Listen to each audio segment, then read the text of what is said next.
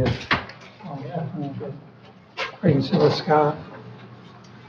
I pledge allegiance to the flag of the United States of America and to the republic for which it stands, one nation, under God, indivisible, with liberty and justice for all. Can I get a roll call, please? Mr. Ahrens is here. Here. I didn't see him coming.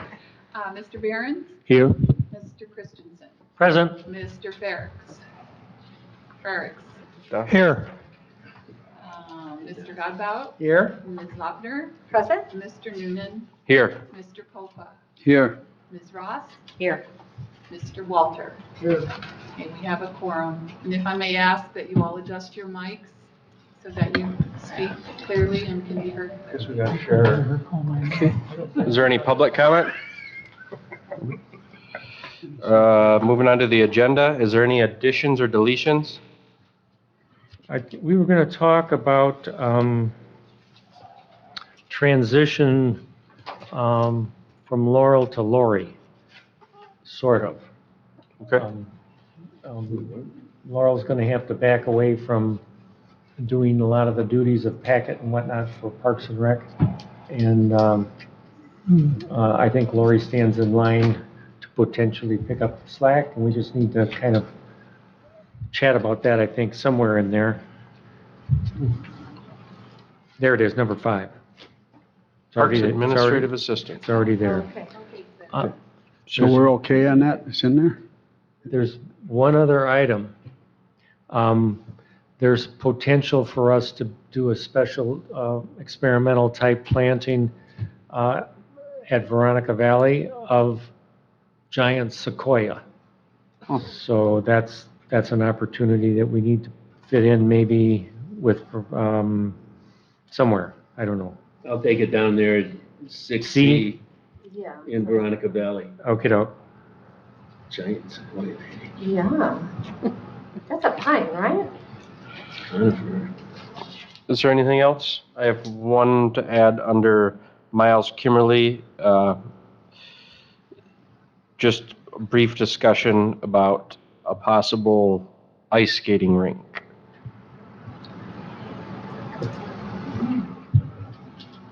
So what do you want to make that? Just A1 or something? A1, yep.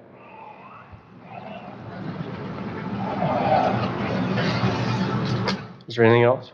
We didn't have any actual action for Old Settlers for today, right? No, because the monkey flower is already on the agenda for 3, and the the Gun Lake is- Reformed Church request for the, And power washing and all that is maintenance. Is maintenance. Okay.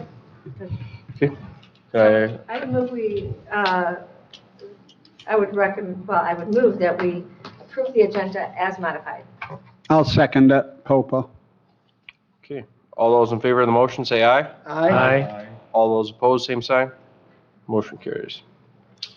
Moving on to, all right, action items. Veronica Valley Pond Fish Report. We have Heather here. Okay, so, didn't print stuff out like you normally do, because I had the oral in packet for you, so hopefully you guys have all that. And I've got it here in front of me, it's a little refresher. So most of you guys know me, but just a refresher. So my name is Heather Hedinger. I'm the Department of Natural Resources Fisheries Biologist who oversees Leelanau County. And I've been involved in the Kids Fish Day project since 2012, I think, 11, 12, somewhere in there. So I've been here a lot of times doing this report. So what makes this report a little bit different, every year, of course, we see the cost of fish increase. And typically with fish rearing, that's for one very specific reason, and that's the cost of fish food. We see this in our hatchery systems too. Fish food costs increase exponentially every single year. I don't know what the explanation for that is, but I can definitely say that we see very similar issues in our hatcheries that these private fish facilities do. We've been using Lagasis Fish Farm out of Go Bowls since, I don't know, about 2013 or 2014. Simply for the reason of after every single year what I do is I call a bunch of fish providers throughout the state. I get cost estimates based on the number of fish that we typically procure from them and stack them all out. Lagasis always comes in as the least expensive, and to be quite honest, they're the highest quality fish that I've seen from most fish providers. Most fish providers, if you purchase 5 to 7 inch fish, they are graded when they're loaded on the truck, and that's all you get. You don't get anything bigger, you don't get anything smaller. Dan values these Kids Fish Day events, so he will set an entire pond aside, and we typically get more fish than what we purchase. And they're anything from 3 to 4 inches all the way up to 8 to 9 we've seen in the mix. So we're paying for a product, but he's really giving us more than what we're paying for. Last year, I think our increase was only right around $75. And Dan did that kind of on purpose because he wanted these Kids Fish Days and private purchases to kind of gain some momentum, post-pandemic, get people back into purchasing fish, get people back into having these Kids Fish Day events. So he intentionally didn't really raise the cost of fish to match the normal inflation rate. He didn't really anticipate things skyrocketing like they did. So coming into this year, he knew he had to raise his prices, and by the time he did the math, as you'll see in the packet, it's a dramatic increase from what we paid last year. I believe for the county, the total increase in price, and this is delivery and fish, the total increase over what we paid last year is $2,966. So quite substantial. So Dan's fish this year are $3.40 a fish for the 5 to 7 inch fish that we purchased. The nearest fish provider in price was Henrietta Hills, and they were $3.70 for the same fish. Their delivery was a touch cheaper per mile, but by the time you added the full package together, it was still less expensive to go with Lagos' fish farm.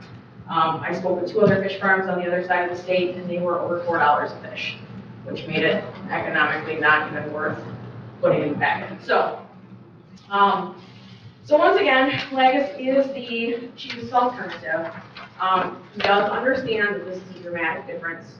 And so if we decide to adjust the number of fish that we purchase, that's an option. He's very understanding about that. But he did have to, of course, increase his cost per fish, and then he did increase cost per loaded mile. He only charges us one direction. The loaded weight is what he charges us. So it works out to be 204 miles from boats to here. And we split that cost between the Kids Fish Day Committee and Parks and Rec Committee. So that's reflected in that estimate as well. Does anyone have any questions? I just have a comment. It is an increase, but everything's up. When we're seeing it in absolutely everything, so we can't be surprised. No, and you kind of applaud Dan for trying to drum up momentum last year and not passing the cost on to the customer. And maybe if things hadn't been so dramatic, it wouldn't be quite such a huge step. But unfortunately, when you couple 2 years together, it really is it's a big amount. But you're right. I mean, everything is. Even our costs for raising fish, a lot of our species have nearly doubled.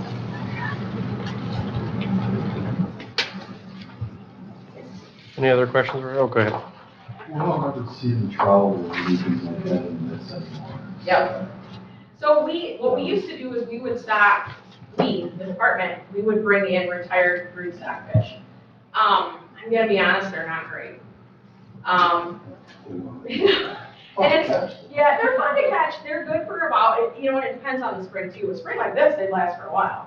A spring that's a little warmer, man, they just don't last very long. We typically stock them about mid-April. We did not have any available this year. We typically stock them about mid-April, and they can sometimes hang on through May. But because the pond is a little bit shallower, it does have a lot of it gets a lot of thermal influence from sunlight. Cause we don't have a ton of cover. It does warm up, and trout just aren't going to make it super long. So when I have them available, I certainly don't mind stocking them here. What is it they're called? They're called retired broodstock. So they're fish that we've spawned in our hatchery systems. They're typically 3 to 5 year olds. We only spawn our fish a couple of times because we're kind of paying attention to genetics and not overly domesticating them. So we rotate through our stock, and what we do with those fish once we retire them from spawning is we put them out in ponds like this. to live happily ever after. For a month. For 6 Yeah, weeks. yeah. So I have a couple of ponds we put them in, and they will last for a couple of years. I've got one in Petoskey, it's 80 feet deep. Kids go and catch them, and they will cycle through a couple of additional years. But our pond, unfortunately, is a little bit too shallow for that to happen. So the kids do get a pretty good opportunity at them, but it's for a pretty limited time. But I do still have a standing prescription for those. So when they do become available, I will take them. I prefer to take brown trout for us, just because they are a little bit more thermally tolerant. So they will last a little bit longer. The only thing we had this spring was brook trout. That's bad. So that is still an option we have on the table. So when the brown trout do come available, I try to nab them for a year. Heather, are we still purchasing about 2,000 individual Yes. fish? Yep, yeah, that estimate that I got, the Parks and Rec Committee's share is 2,000 fish. Yep. And then the Lake Leelanau Association gets an additional 1,500 fish. So total stocking is 3,500. And I think 2 years ago, I think it was 2, maybe 3, when we were netting the fish out of Lagus's tanks and into the pond, I think Mr. Lagus said he was around 300 plus extra. Yeah. Usually he just, By his own estimate, when he Yeah. loaded the tanks, yeah. that's how much extra he. They load by weight, and so what you typically do is you take a subsample of fish and its displacement volume. So you put them in a set amount of water, weighted amount of water, and you measure the displacement for X amount of fish. Is typically how he estimates size. And I've actually been down to his fish farm, and so he's got a smaller pond on the side of the property that fits roughly 4,000 fish. And so he grades fish once, throws them in there, and leaves them for us. And so whatever is in the pond at the conclusion of the season is what we get no matter what. So we're having unloaded more fish stocking trucks than I care to even think about in my career. I can tell you that anecdotally, I'm seeing more fish come off that truck than what we paid for. Is it a ton? No, but is it a couple hundred? Yeah, that's what his own estimate was to me in conversation 2 years ago. Yeah. So he likes these kids fishing events. He provides fish for, we're number 5. We're the last one of the season, but he does 5 kids fishing events throughout the year. And that's kind of his pride and joy. He likes having kids come out to the farm and fish and providing fish for these kids fish day events. So pretty good operation. Any other questions for Heather? Does anybody want to make a motion? I will. That we pay that amount? Yep. It's whatever, So there is, it's over, a little over 7,000. 7,332. Support? Discussion point. Yeah, go ahead. We are going to be saving between 1,000 and 2,000 on, I expect, on chemical costs for weed management. So we got a little extra money out of the budget that we've already laid down for Veronica Valley. Sure. That, just maybe that's. Go where to we get the offset. extra. That'll go to Some offset. Okay. We have a motion on the table. Is there any other discussion? All those in favor of the motion say aye. Aye. Aye. All opposed, same sign. Motion carries. Mr. Chairman, Heather's gonna probably wanna leave. I got a question to ask her. We discussed just a little bit. Do you think we should deepen our pond? Because you said something, this other guy's pond was 8 foot, and we know some of it's shallow. It's just a discussion, and if we think it's practical, we'll have to put it in the budget and pick a time of the year to do it. But there's some good long-reach arms that could make a mess out of it in the fall. And if you think we should, we'd like your advice, I guess. You don't have to answer it right now, but I would say no. Because I'm a little bit of the opine, if it's not broke, don't fix it. We have a good thing going. We get natch reproduction, and so these are hybrids. So I will preface this by saying, when you purchase hybrid fish, they're They are bred that way so that we get a fast-growing product. And so the hybrid fish, but the way that the cross works between the sunfish and the bluegill, they are typically males. So you get a faster-growing fish. Some of them are female. And so through the course of time, we have seen natural reproduction. I have personally documented natural reproduction in that pond a few times. The tribal DNR staff and I have gone in and met it. There are yellow perch in there. There are white sucker in there. There are bullhead. We have largemouth. It's not overrun. Nothing appears to be stunted. Our biggest issue is vegetation and keeping it at a manageable level, not only for kids, but for the fish to utilize. And if we were to go in and, number one, if we go in and dredge, that whole dynamic changes. And we're back to ground zero and understanding how the pond functions and how we can make it work for us. Number two, if we were to dredge, you're opening a bit of a Pandora's box because we would need to, now we're in the realm of people's going to require sediment testing, we're going to have to come up with a plan for dewatering, and then can we dispose of the spoils on site? What do they have in them? It is an old golf course pond, so it kind of creates a bit of a rabbit hole. If we dredge, really the only, even to support trout, man, we have to, I don't think we've got enough surface. We have to expand the footprint of the pond too, to get us to that depth. It just popped up at Yep. our meeting and stuff, so I'm glad you answered that. Yeah, thank you. Makes us feel better. That was valuable. It's, you guys have a great thing going. It's a nice little pond. It functions well. We hold fish, we overwinter fish. It's a pretty darn good thing. And it's got turtles and frogs in there too. And Yeah, yep, lots of turtles, lots of, herps, so it's a good thing. Okay. May I speak on just the community involvement? Yeah. As, I can't tell, I chair of the committee, and, I know it was some heavy lifting, and we sure do appreciate you guys, I'm not saying you didn't blank, but anyways, would be steadfast in your support. We sure do support you. We sure do appreciate that. Community support has always been just tremendous for this, and I think that's what makes it go. I'm asking for some more money, because we have to, in order to make this thing go. I think Cherryland Electric is going to toss in another $250. I think Cedar Rod Gun Club, always been a big supporter. I think we're going to get some more money from them. We've already got their first 2 checks. Grand Traverse Band has already allocated their $1,000, so they're in.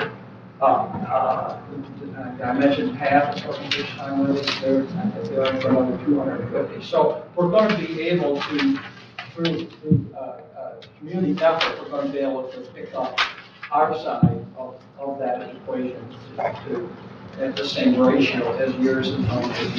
So it remains a really good partnership. Leelanau County and the business community and several nonprofits and actually other governments or nations, I guess, for tribes. So, thank you very much. Yeah, and a big thanks to Heather. I mean, we're getting more than our share of time and energy out of this young lady, and it's really been beneficial for us to have her expertise behind this, not only interest in the ponds, but singling out this gentleman that provides fish for us at a high quality and a lower price. It's been really, really, really good. One thing, Heather, maybe you could touch on, I can see that, we haven't planted bass in a long time in these ponds, and maybe you could speak to the balance of the pond with regard to bass and bluegill and the other fishes for the new members, just to kind of hear that. Yeah, so every couple of years, we typically try to partner with whoever the biologist is at Grand Traverse Band at the time, and we go out and we do a netting survey on the pond, just to kind of assess what's in there.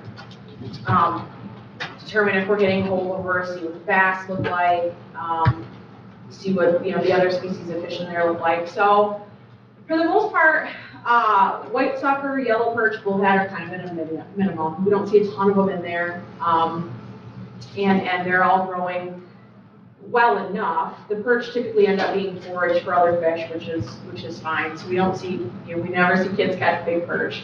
And it's just not a water body that they're going to do well in. So they act as a forage species, and that's fine. Same thing with the white sucker.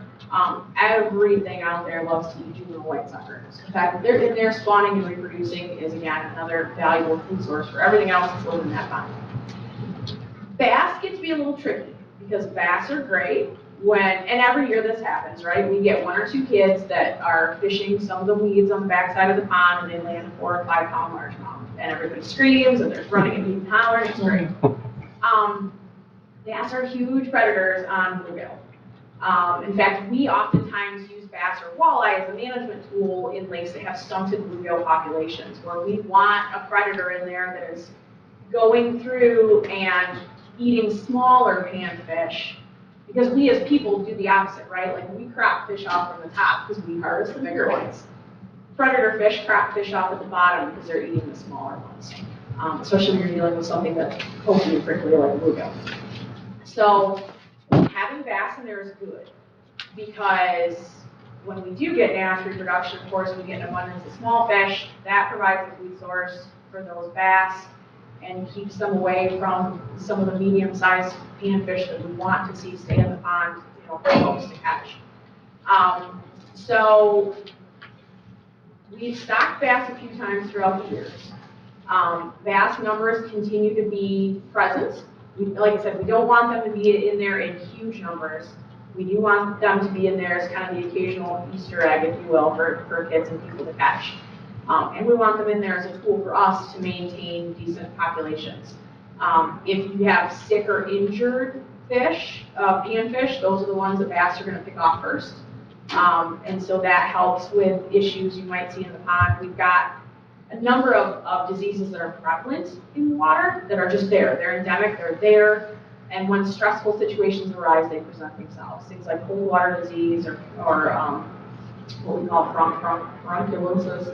And bass will crop through diseased fish. So they're kind of known for that. So we keep an eye on the bass. If the bass numbers dwindle to a point where people aren't catching them, we're not seeing bigger ones, we may need to look at putting 100, 150, probably 6 to 8 inch largemouth in there. So we monitor it, we keep an eye on it. We will probably need to go in and do that netting effort again within the next 5 years. I think we did one last in 2018. So we will, and we'll go in there and do that. And in the meantime, if we're not seeing those fish get caught, posted on Facebook, caught at the event, that sort of thing, then we'll talk about maybe adding some of those bass. But in the meantime, things look okay, things look stable. But we just always keep that option open and on the table in case we need to get some more bass in there. Heather, there was another question that reminded me. We were wondering about whether we should put a bunch of minnows in there. No, so minnows are interesting. We actually raise fathead minnows. Fathead minnows are what are available through most private aquaculture facilities. That's one of the few species that they're regulatorily allowed to raise because they're not vectors for disease. Basically, they're immune to everything. I've got a number of lakes who have done some stocking efforts and supplemented them with fathead minnows. And every single time when I go in and I run small mesh spike nets or I electrofish in that lake, I catch piles of forage fish, hardly any of which are fathead minnows. So my confidence in fathead minnows is not great. That's fathead. Yeah. What about regular shiners? Well, the problem is procuring them. So You don't want us to net down at the end of the lake, Will, and dump them in there? probably not the best. No, and that's kind of the problem with minnows. So a lot of your minnow and shiner species are pretty susceptible to diseases. Most minnow and shiner species in Michigan are on VHS susceptibility lists, for example. So if you're netting minnows and shiners and moving them to a different body of water, they are pretty strong vectors for viruses especially. So that's why fatheads are not. And so that's why commercially that's pretty much the only forage fish you have available. I'd have to go back and look. We did net some shiners. I think, off the top of my head, I'm gonna say they were probably sand shiners and mimic shiners. So there is small forage in there. And like I said, the white sucker is tremendous when it comes to being a food source for other fish. Yeah. They lay a pile of eggs, their fry are small and everything can consume them. So the fact that they're in there is really good too. Okay. So, and we don't want to push the carrying capacity limit of how many fish are in that pond either. But good question. Thank you. Yeah, thank you a lot. Thank you very much. Alan, do you have that 2011 report? She said that was the last time they netted, I think. No, I think we 18. did, I think. 18? Yeah, but the tribe had all the data when we did this last round. So I'm not sure. I got it from Dave May a while ago, but Yeah. I'm not sure where it's at. Well, we did a report when they did that. John, I may have a copy of that tucked away to. He's taken over, he's gonna be the big Lonnie now, so he's a good one to keep that source. You're talking about Dan May? You know, we spent about $2,000 on the day of the event between tents and food and everything else, which is wonderful. And of course, kids, I guess the testament that those fish get eaten up is that about now, most of them are gone, there isn't a whole lot in there. But I always look at that and I'm hoping that those changes is a great opportunity for people who are mobility challenged with their mobile abilities. And so that the walkway down there is wonderful. We don't have anything on our website saying that is there, and I understand that we've got some repairs and things that, but as I look at the long-term vision of that, I can see places like Lighthouse and rehabilitation centers using that, bringing their van in there and having 2 or 3 wheelchairs that they can take right down to the edge and people can catch fish. I see a great potential there that I really do think in the next couple of years, especially if you follow through that path all the way around the lake. Yeah, Alan, the committee's become aware of, through some of that prior planning for state grant, et cetera, of the resource we have and the real value it can be to the disabled community. We're continuing to move in that direction in our planning, and I'll call upon you for help with publicity about that. Yeah. And, yeah, we need to get a group down there. I don't think it's gonna take much, and no sense taking them down now, once they get full of fish. Get a few pictures from the paper, let folks know, hey, this is where you're at there. Let's get Brent out, let's get folks out. Linda? Yeah, well, Alan, thank you for all that you do with it. And one of my questions was hot dogs again this year, so it's got food online for feeding the kids, and excellent. So I would move that the Parks and Recreation Commission approve the purchase of fish from Lake Leelanau Lake Association Kids Fish Day Committee in the amount of $500. Second? Any questions about the motion? All those in favor of the motion say aye. Aye. All those opposed, the same sign. Motion carries. We end up getting a bill from Leelanau Lake Association, and it's for the exact number of fish that equals $500. And so when that comes through, I sign it and pass it along. This is a Pete Taylor thing. Yeah, we don't know how long. No Okay, commitment. moving on, we get approval of the minutes from April 5th. Thank you. Thank you. Thank you, guys.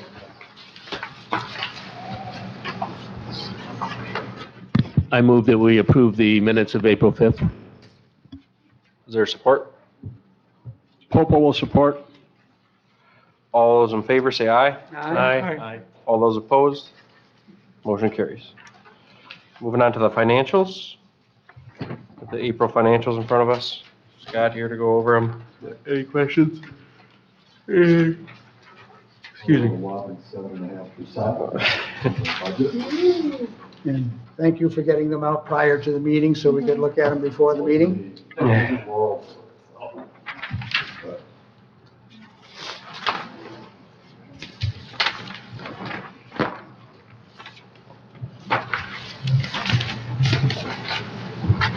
We need a motion to approve the financials? Yes. So moved? Support. Okay, we got, motion on the table. All those in favor, say aye. Aye. All those opposed?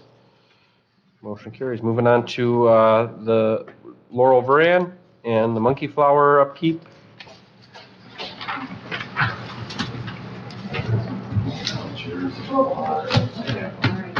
You're gonna be a tire, we were. Susan's getting going, so straight out of the field. That's the working for. So, I'm Laurel Duran, and I have with me Johanna Stafford, who's for a second year working with me in this work. So, for people who, a few of you who are not familiar with monkey flower, it is an endangered species that has a very particular requirement in where it grows. It grows in the seeds, cold, calcareous, alkaline seeds that come out of the hills and feed into Blood Lake, other lakes, streams, and the Straits of Mackinac, and the BC. There's only 21 occurrences of this plant known in the world, the entire world. So it's federally and on the state endangered species here. But it's naturally occurring here. It's one of Michigan's only endemic. It's not blooming yet, but when it does bloom in early June, it will have a bright yellow, canary yellow flower, kind of shaped like a snapdragon, and it grows. The plants are very short, kind of form a mat along the edge of the stream bank. The stems can grow rather long, they root in all along at each leaf node. And we've taken transplants, just little clump the side of a handful, planted it in a new spot, and within, like even just over winter, some that we did last summer, just a little handful of clump, they've spread into like dinner plate size. So, given the right conditions and the right care, it is a very rambunctious plant, but it needs our help. There's a lot of plants that overwhelm it very easily, and that's what we're about taking care of this. So that is a very brief overview of the plant itself. There is good information online for any of you that like to learn more in depth about monkey flower. And on the first page of my section in your packet, at the bottom of that first page, there's 2 links to good information online to get more scientific information about it. Emily will give you the status update of the population at Old Settlers. Yeah. Old Settlers is continuing to thrive. It's doing great. We do a lot of work there, and we've seen it grow. I mean, you guys can kind of see the before picture and the after picture. It just kind of keeps on growing as long as we continue to manage it and kind of weed out those out-competing species so that it gives the monkey flower room to grow. And as we're working there, we do have lots of people who come up and ask us what we're doing, talk to us. And it's always kind of fun interacting with those people because it's fun sharing the knowledge, you know. It's really cool. It's really rare species, endangered species that we have growing right here. So it's really awesome. And then, so in 2021, we transplanted some, because we have that one section of monkey flower right by the observation deck, if you guys have been there. And we transplanted another section kind of right by the stairs as you walk down to where they'll have the duck valves eventually. Yeah. And so it was just a little section that was transplanted, and now it has grown a ton, and it looks great. And it's another visible area for people to kind of get up close and see the monkey flower. Is that where most of your transplanting, or all of it, has been done right there, expanding that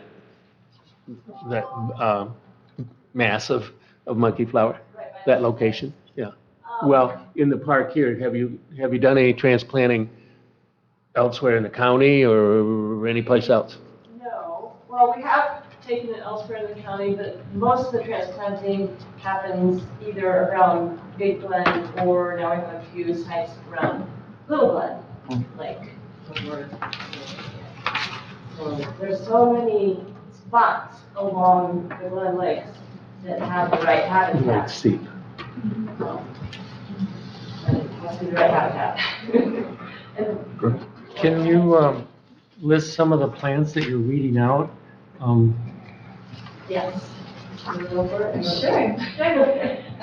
We weed out like watercress, forget-me-nots, jewelweeds, mustard,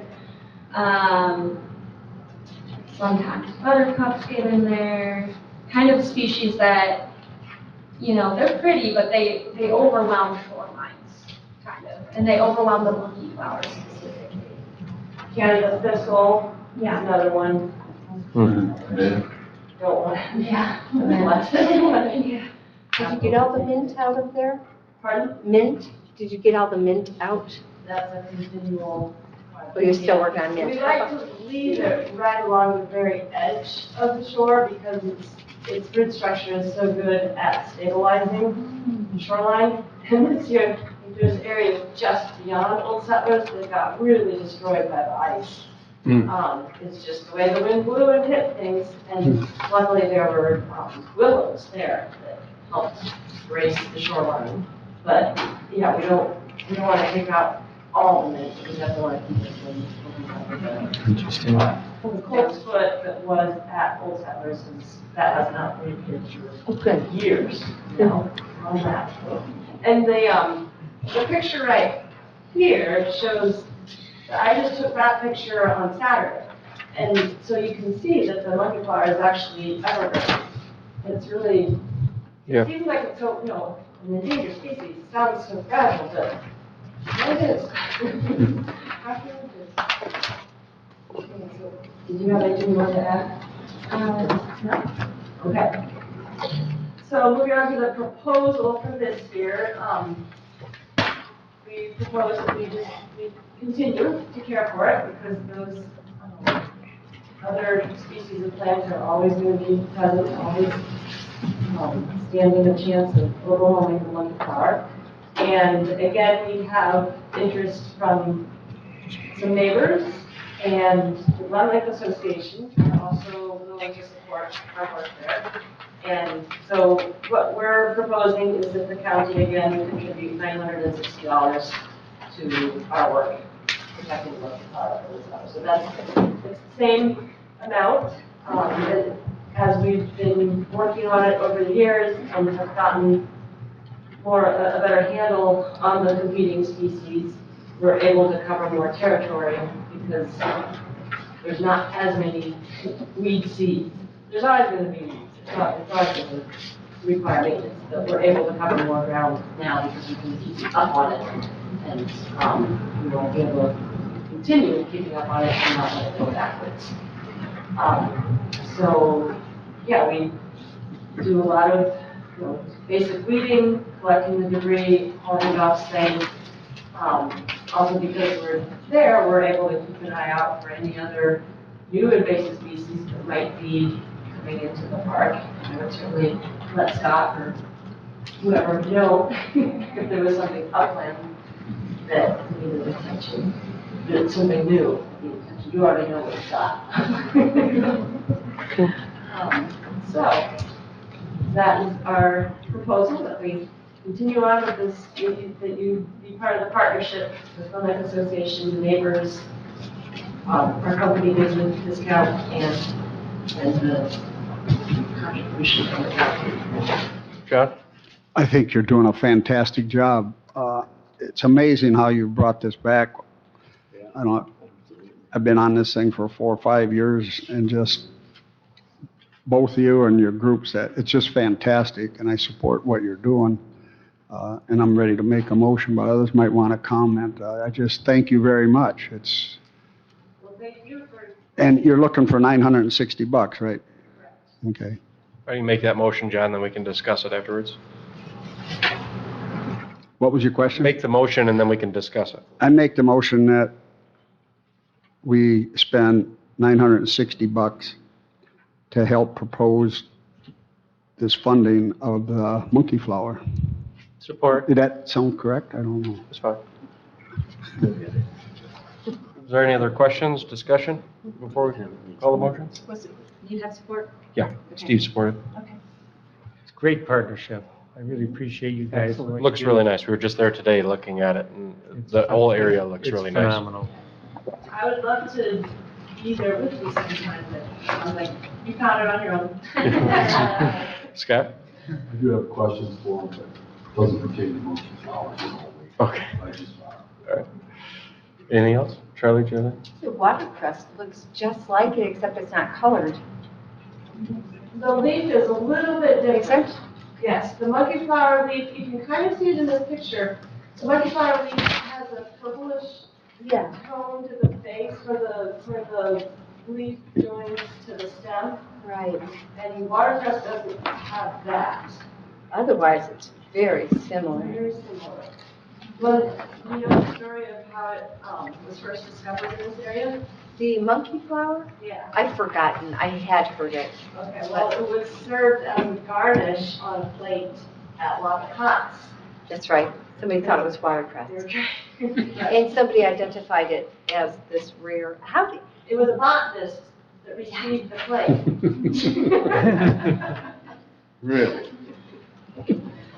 And the botanist said, hey. Where did you get this? which was a miracle because being this is the only region in the whole world that she actually recognized it is absolutely incredible. Is monkey flower edible though, too? I've never tried. I don't No, We tried. I have seen instances where deer and geese have, well, I think it's mainly geese, have cracked at it a little bit. Not the old settler population. But we just want to tell people, no, it's not edible. Don't touch it. Right. Okay, is there any other questions or discussion? Should I bring up about the power washing of the platform? Yes. Essentially, we've asked that Scott arrange for the power washing of the observation platform. So my comment to Scott at this point would be make sure they don't use something that's going to be detrimental to the monkey flower below it, but otherwise, that's the only thing. Might be something to shy away from. You use just plain water. Good point. it's a soft wash, so. We'll put a underneath it. I would say if they're using anything other than water, just tell them not to do it. Yeah, We'll just Probably leave it good grungy. recommendation. better off sending it Soft down. wash. Also, the pressure, you don't want you want a low pressure. Yes. Okay, any other discussion? All those in favor of the motion, say aye. Aye. Aye. All those opposed? Thank you very much. Motion passes. No, but I can tell you that. Wildlife and Wetland Solutions. Okay. Okay, moving on the agenda, parks photos. I'm not exactly sure what that is. I think it's for the brochures, maybe, but Oh, okay. I'm guessing. Dave, do you know about that? Scott? Didn't Laurel make some discussion at the last meeting or so that she needs photos? Especially fall.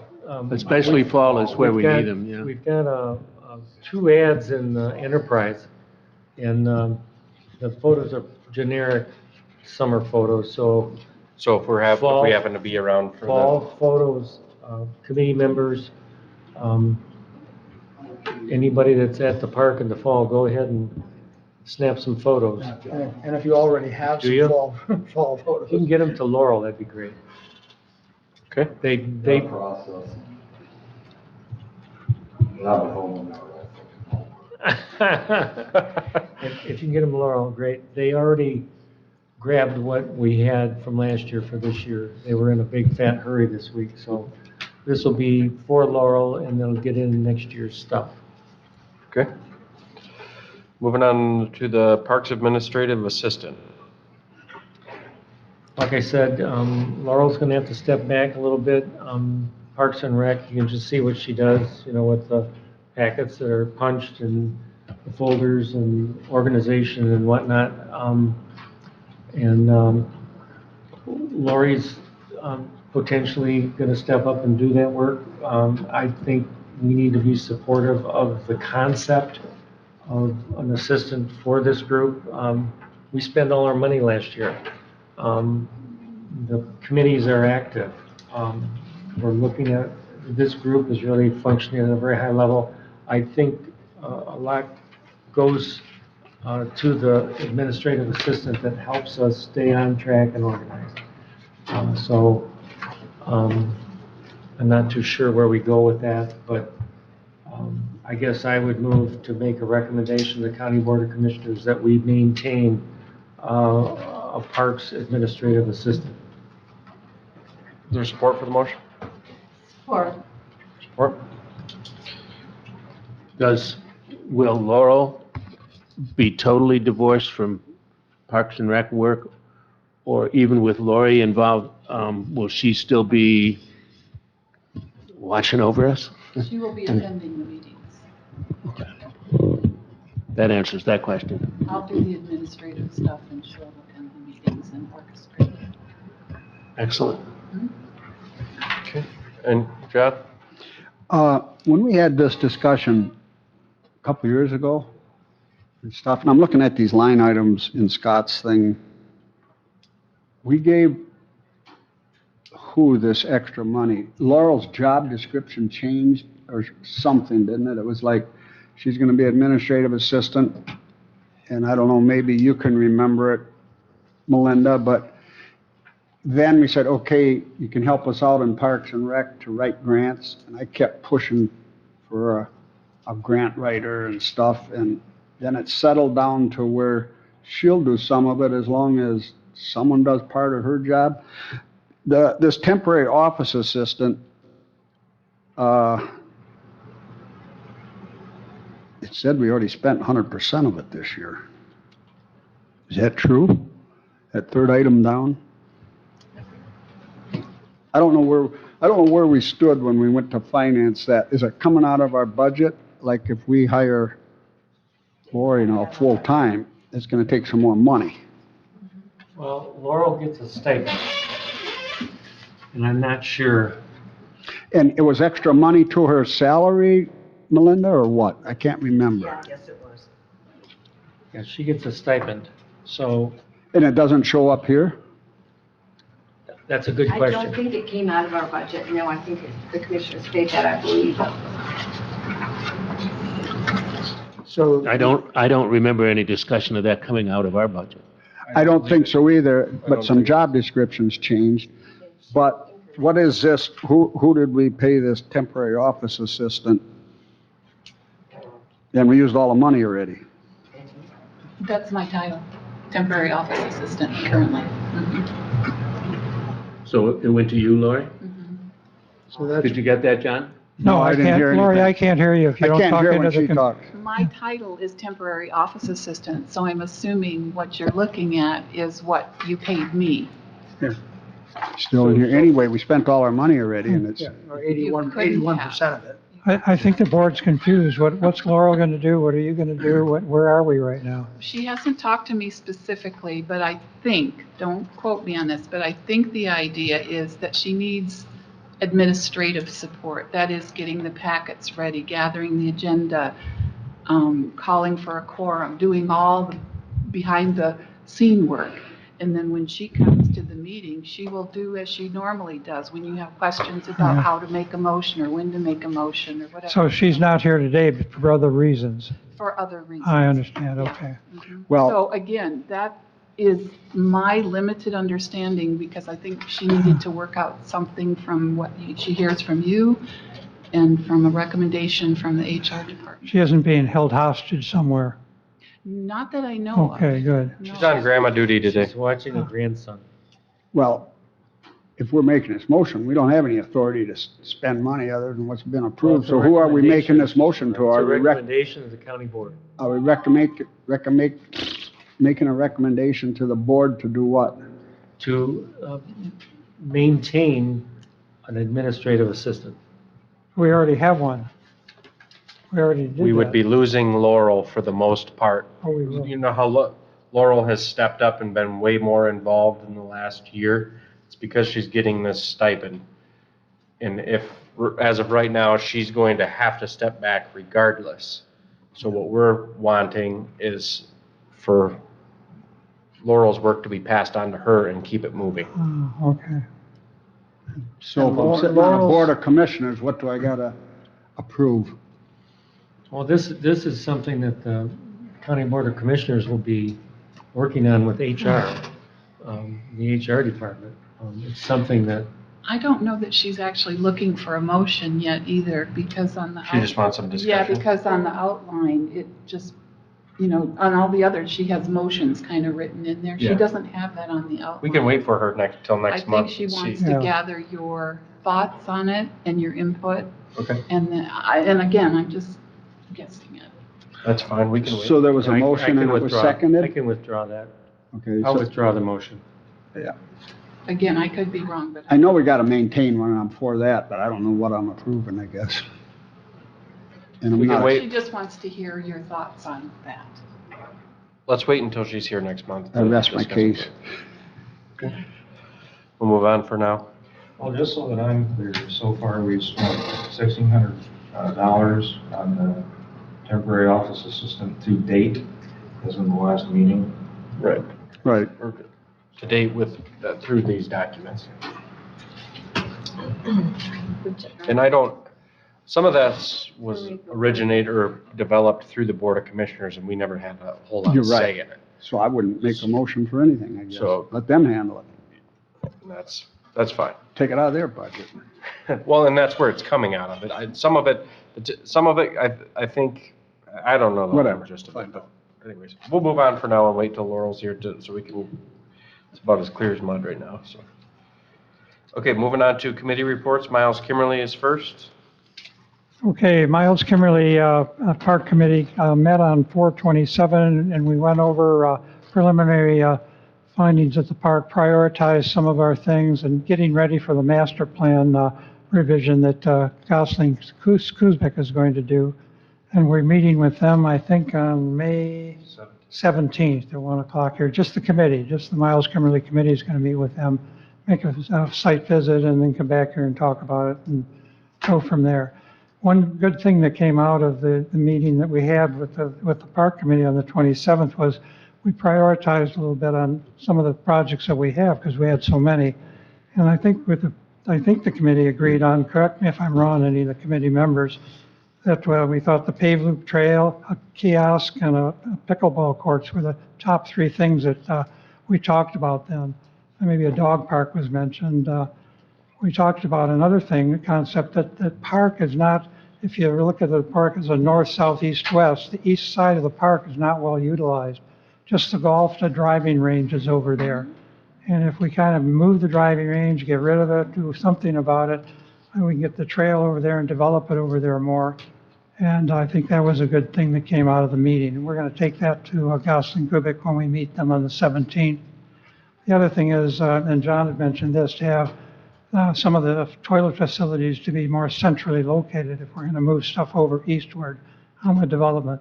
So that'll all hopefully come out in the new master plan that we're going to have to be developed.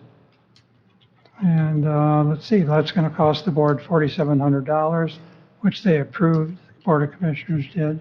So that was nice. And I think that's coming out, does that come out of our money somewhere, or is the board, that comes out of the board? It comes out of our budget. It does somewhere. That's kind of bummer. Most likely come out of capital outlay. Capital outlay. Any I was hoping it expenditure would for come the out of theirs. Yeah, that's true. Might be contractual services. That could be. I mean, we might be able to move it around or something, but it does come out of our budget. Okay. And I think that's all I have to say, except for the ice rink, unless there's somebody else wants to comment. I know when we talked about doing the update, that we weren't going to be able to have a public hearing or a way, but we did talk about making sure people knew it was time to provide us input in whichever way they could. And I don't believe that has been done. You're right. I've been getting a couple of phone calls from people wanting pickleball courts. So I think there's a little group of people that are understanding that we need input at this point. Yeah. But I just want to make sure that we're hearing from a wide range of people in the community and not just pickleball enthusiasts. Not that I'm not one of them too, but, so have we done that, Steve? Or have we The meeting is posted online. If you go and look on the internet, it's Our posted, but meetings? we don't have a posting that I know of at the park itself. And we should do that. But I think we promised that we would try to get it out in whatever way, Yeah. in the newspaper, online, on the county website. I think we need to follow through with that, like ASAP, don't That's you? good. I'll look into that. Scott, can you help me with that?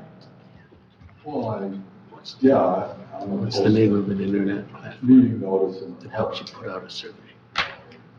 If you post that, and I'll check with Laurel about putting something in the newspaper. But I know it's listed on the county website. I know that.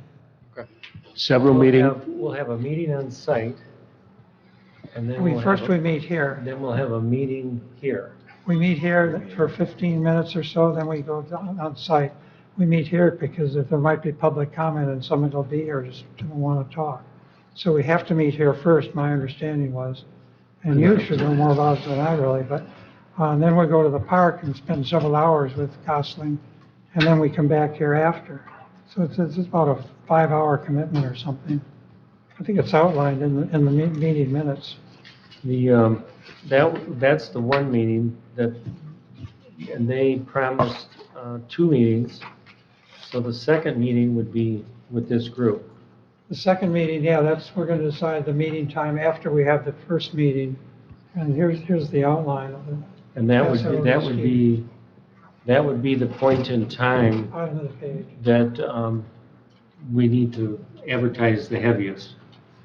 Get people here. The second go, Oh, you think? instead of on-site. The on-site is for us to hash out with them what they're going to do, then public input at the next meeting. Does that work out okay, comments? I still think we may want to expand that. I mean, Several meetings ago of this commission, there was discussion, and Laurel and I talked about, this would have been going back to November, perhaps, early December. Is SurveyMonkey is one of the kinds of platforms or tools you can get.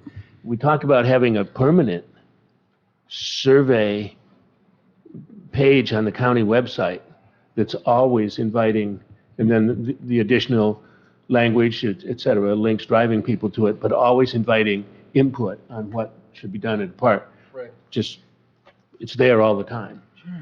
That, no work has been done on that. Laurel and I talked about it several times. What I remember is putting it off until after the Christmas holiday, and a number of things began to cascade at that point. I know neither she or I have talked about it since then, so we will. We need to, I agree with Campbell, we need to have Keep pushing it. development of some sort of tool like that for the whole commission. Well, 2 things. When we made the agreement with Gosling Kubek and signed that off, they didn't want a lot of public input, and we didn't pay for that. It would be more money than the $4,700 if we had a lot of formals. That was talked about. And they said, well, we already have public input from back in 1920, or 2020, excuse me. But that's old maybe, so we should have an update. And then we said, okay, then we're going to have public comment when we have at the meetings. That was my understanding, and we posted it, the thing. But I will talk to Laurel about that and review what we talked about and make sure that we do the right thing. And then I'll beat on Scott to make sure it happens. Okay.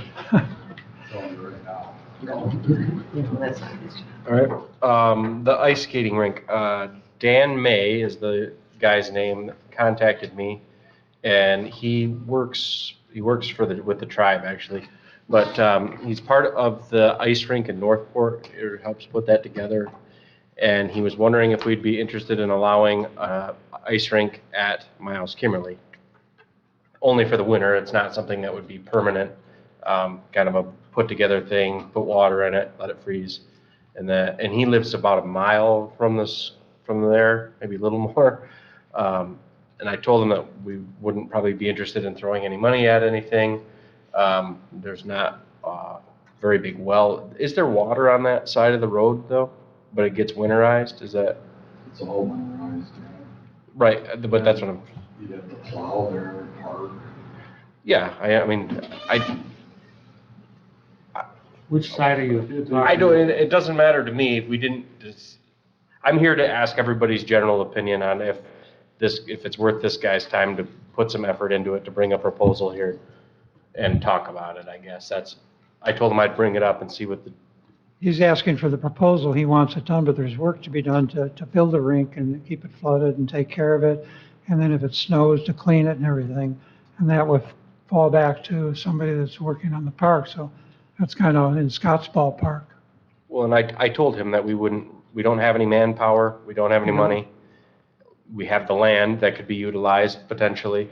Depends on where he wants to put it, I guess. Yes. It could go. Yeah, and it could even maybe go in the parking lot up where above the soccer field. That's fairly flat up there, and it'd be more, I'm just spitballing. I don't know what. And then those cars can do Papa wheelies.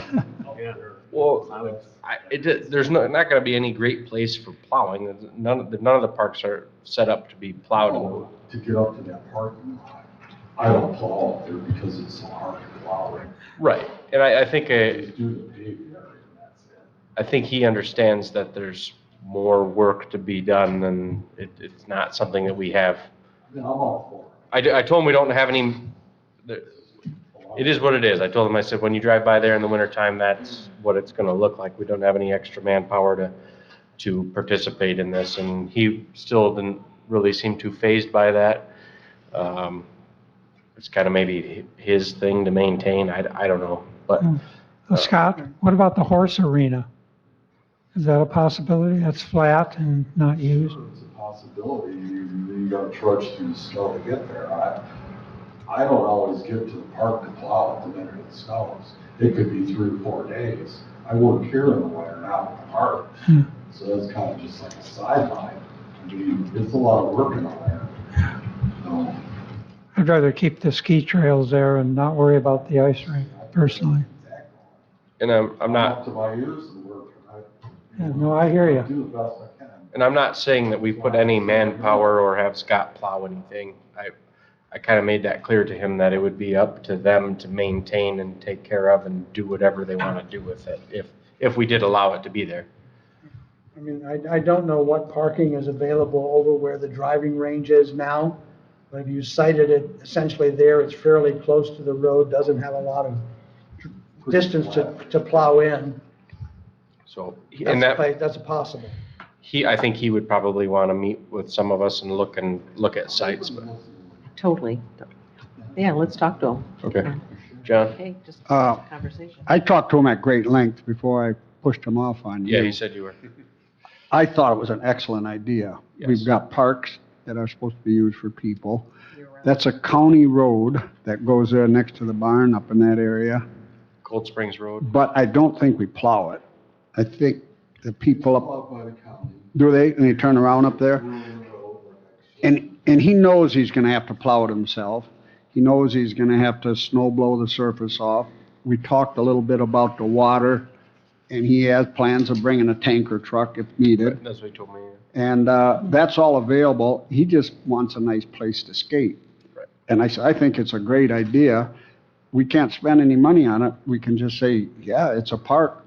And if you want to walk around there in the summer, you can. And if you want to skate around there in the winter, go ahead. Make your own skating rink. But I says, I think generally you'd get approval that, yeah, go do what you want and try what you want. I gave him some other ideas. People that, well, Don Clark has He has one of those Gizmos and he keeps his rink clean and it has lights. Yeah. And I said, I don't think you're gonna get a heck no, but we should at least tell him, yeah, go ahead and give us your plan and see what it's gonna take. Yeah, and he was all for putting a proposal together and some, Yeah. you having a presentation, so. But he wanted to just feel us around first without getting a hell no. Right. We're gonna be planting Furbish lousewort there or something, Yeah. you know? So I'll get a hold of him after the meeting today and tell him to. Get a plan together. Get something together. Used to have a nice rink there back in the day, like in the 90s. I was never an ice skater, but there could have been. I know there was one in Empire. I remember that, but I don't remember one at Mines. But if they did do it at the horse rink there, there's also power to that building, isn't there? If they wanted to put a light up or something to.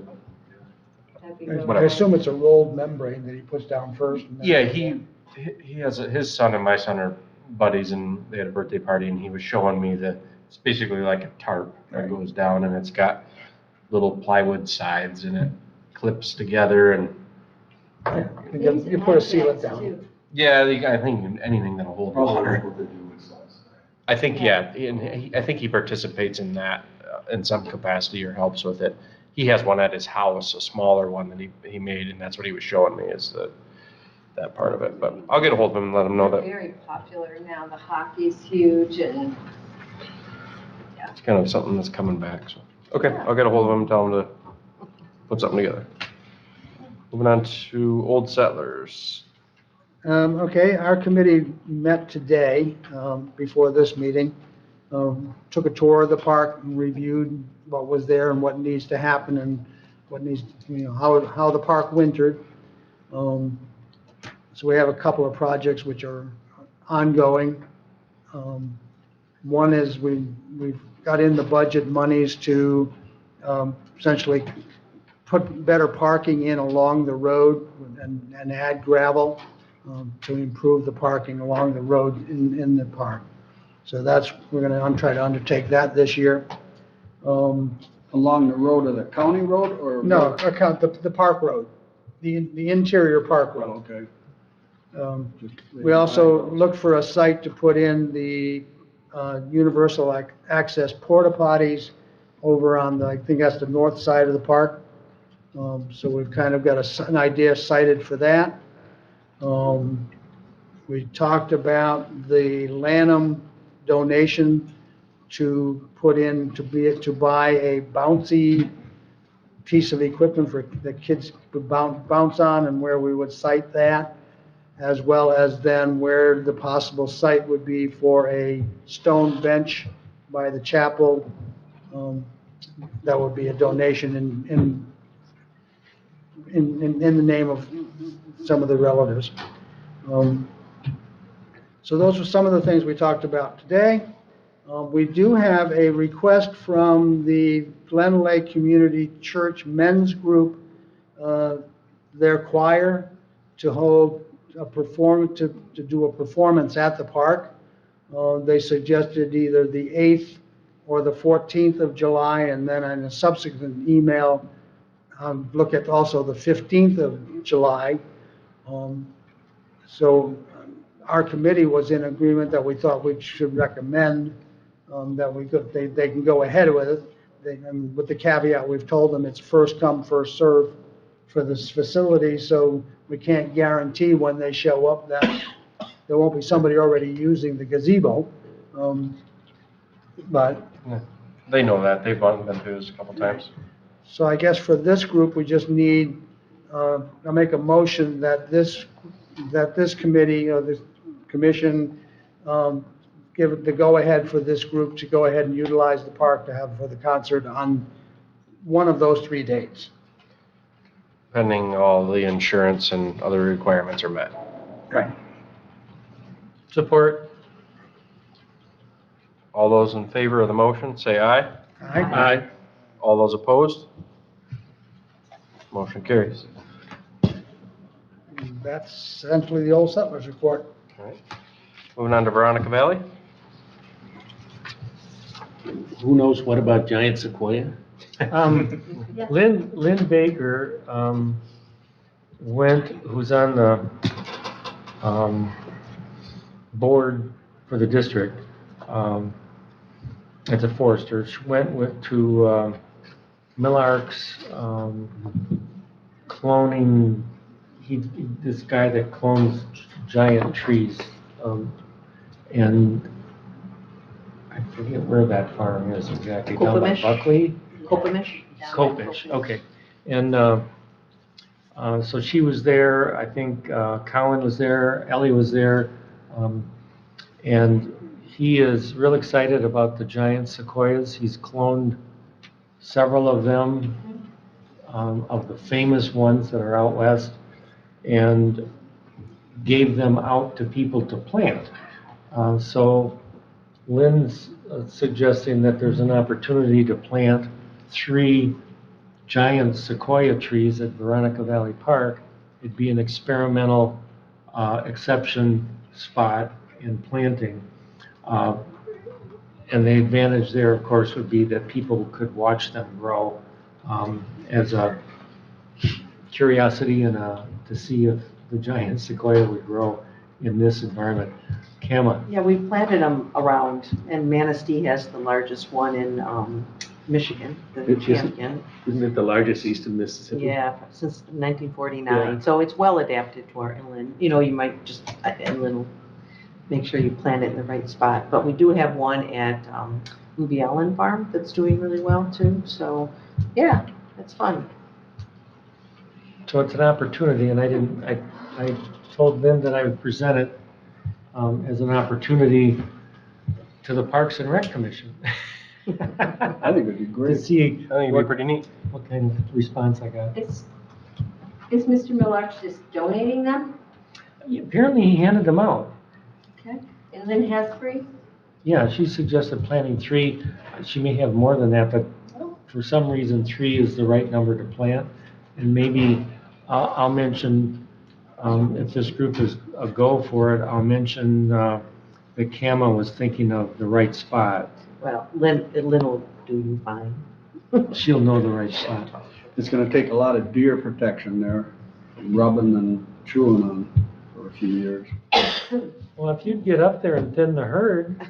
Well, I've been a sequoia, but it's gonna take like 500 years. A lot of deer hunting. 3,000-year-old trees out there. Watch them grow. How big are these to start with? So do you need approval to plant them, or can the Parks Committee just get them and plant them? I think it's a cool idea, try it. I don't Yeah, think, go for it. yeah, let's go for it. Can we just do consensus? Yeah. Absolutely. I think those would be cool little settlers. 2 at Veronica Valley and 1 at Old Settlers, I think. Well, they need some sunlight at first, but that Veronica is nice because we already are planting trees there. Yeah. Dave's got a bunch of them. Some of them are fenced off, I think. I think Veronica. And that's one thing we've been working on at Veronica is planting trees. Sure, sure. 2% allocation, Dave? We had decided, we've talked about this before, we decided to, yes, go ahead and have Bill Watson change the dates, provide us with an application for 2% funds from the tribe. This is for principally autumn olive mitigation with the use of goats. We've been denied twice. I don't know why we would have, I mean, I have no reason to believe we have a better chance this time than the last 2 times, except that Bill reminded me, I mean, he said it again in our recent discussion, the tribe has seen the goats in action, and they've always been very positive about the possibilities of using them, et cetera. So whatever their decisions have been about not supporting these requests, we'll try one more time. Now, with that in mind, we had our last meeting, our committee meeting last week. We had it at the park, first time we've met that way. I'll start at the end of it. We're talking about continuing to develop our disabilities offerings. We heard Alan Campbell talk about, he was putting it in terms of what you have going there at Veronica is really special and almost a gem. Well, I think it is. I mean, I think we can do some more to really provide park amenities to the disabled. And it's a real plus for the county. It does need to be, as we get going, when we do things, we do need to advertise it, publicize what we're doing. But specifically, I think the next time, my intention is to have ready for November application for 2% monies, a request for money to support developing. I have in mind right now, it's a 3-phase project. So all we'd ask for next year is the first phase, which is a UA, universally accessible trail, around the front lobe of the fishing pond, so utilizing the bridge that's there. So it would go around just that much of the pond. Reasonable length, reasonable requests for support, but get the support of all the pieces we need to offer first a UA trail around that first lobe of the pond and utilizing the bridge as it is. Phase 2 would be the other side of the bridge going around that loop, but, and this came from discussion looking at various other things, those who know, the pond is not bottleneck, but narrowed between the upper lobe and the lower 2 lobes. And that old dam structure, while it needs some work, it's basically in okay shape. Well, the idea came out in this walk around that we add another bridge. We add a bridge over that narrow spot and have our UA trail, phase 2. Phase 2 might be the bridge. Phase 3, develop the trail, extend it to that second loop. That's all planning that we've talked about, and we'll continue to move. I don't know what part of it's become final. But I wanted to start with that since we were talking about the pond there. A lot of the rest of our discussion was around the parking lot, and we're focusing on work there that's an awful lot of it's planning, not so much getting it done right away. We have some money in the budget apparently this year for porta potty development. Well, in all of the discussions that Scott and the 2 Johns have had in our walk around, the next step is John Walter is going to provide ultimately the drawings that we all need to agree on as being the base drawings as we go into the future, because we won't get all of this thing done at one time. And what's critical is what John has just done, and that is to get in and establish, at least as a starting point, the baselines. Where does the 190-foot wide parking lot start on the right side? What line does it start on? Because then things begin to develop and fall in place from there. John's working on that right now. He told me he has most of that baseline work done in the field, so then the drawings come next. From that, we can move on the porta potty improvement, which starts with the pouring of a pad. This year? Yeah, we've got money in the budget for porta potty development, porta potty upgrades this year. The pad won't be too bad. Material is for concrete, so get him involved. With the pad, we can then begin to, we don't have a UA porta potty there. When we have the right place and the setup done and the pad is there, we still also then have to think about some kind of screening of the entrances. It all has to fit Scott's maintenance, plowing, mowing, blah, blah, blah. So Scott's involved. But we're getting to the point where we're going to establish what the future parking lot will look like at Veronica. It may be long after the existence of all of us on this commission that it ever gets paved. But somewhere you've got to start, since it's a long-term plan, saying this is the plan we agree on. So we aren't going back 3 years from now and deciding, oh no, we want a parking lot this shape and off this big or something like that. We got to get going on a plan we can all agree on. So that's what we're doing. Good. Any questions, Steve? Moving on to public comment. No public. Any commissioner comments? Nothing out of me. I will entertain a motion to adjourn. So moved. For support? Support? All those in favor? Aye. Aye. All those opposed? We're adjourned.